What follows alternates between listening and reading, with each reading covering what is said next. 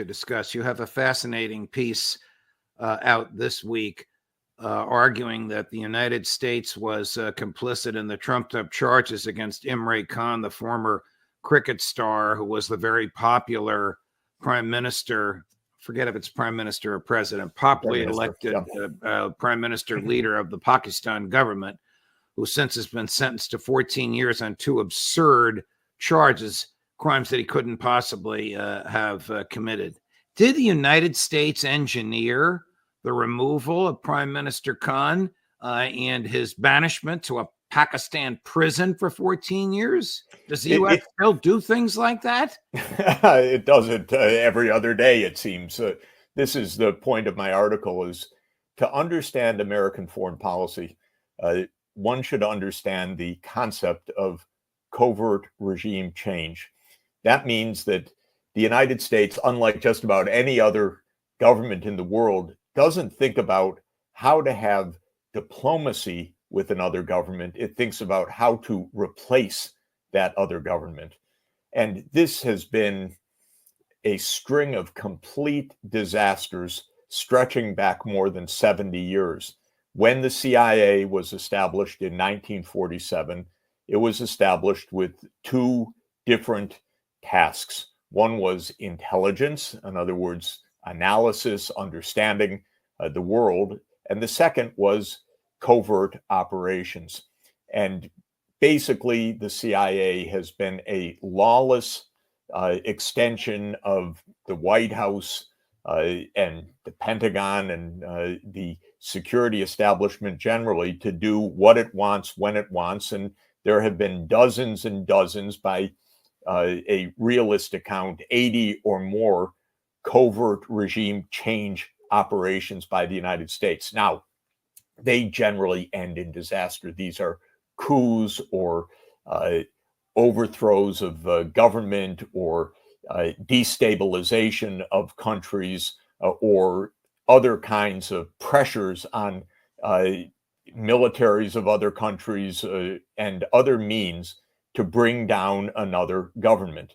It's illegal. It is fundamentally contrary to the UN Charter and a principle called non-intervention, which was deal with the other country, but don't intervene in its internal political affairs. Now, in this case of Imran Khan, first, I know him and admire him a lot. He's very smart. He's very decent. He's got high integrity, and he's extremely popular. Not only was he one of the world's greatest cricket stars, but he's an extremely intelligent, capable, down-to-earth leader. And so he is the single most popular politician in Pakistan. Not a surprise. But he did something that is absolutely against the U.S. principle, which is he said, we want to be neutral. Can you imagine? He said, we want to be friends with the United States, but also Russia and China and other countries. Now, to the U.S., it's so weird, but neutral, that's fighting words. How can you be neutral? Either you're with us or you're against us. And when Imran Khan said, I want to be neutral, the U.S. ambassador characterized it as aggressive neutrality. It's almost a joke. Wow. But this is the attitude, the arrogance of the United States. Now, this goes back a long time because just about every popular leader that somehow got into the middle of an American geopolitical gambit that declared neutrality suddenly became viewed as an enemy by the United States.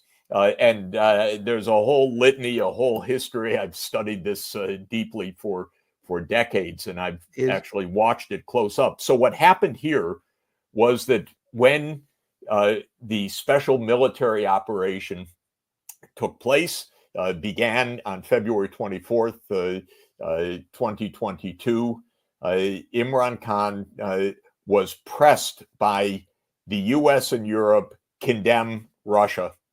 And he said in a rally on March 6th, 2022, popular rally, he said, they're pressing me to choose sides, and we're not going to choose sides. He said, we're not their slave. They can't tell us what to do. We want to be friends with the United States, with China, with Russia.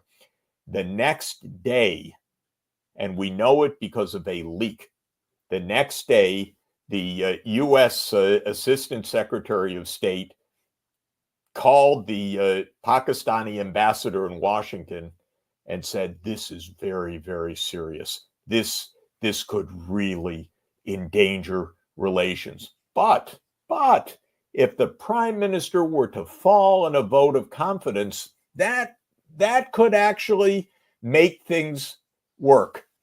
And that could make amends.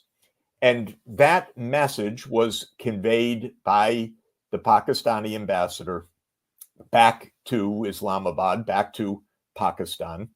And somebody leaked it, according to The Intercept in its investigative reporting. Somebody from the Pakistani military leaked it to the investigative reporter of The Intercept.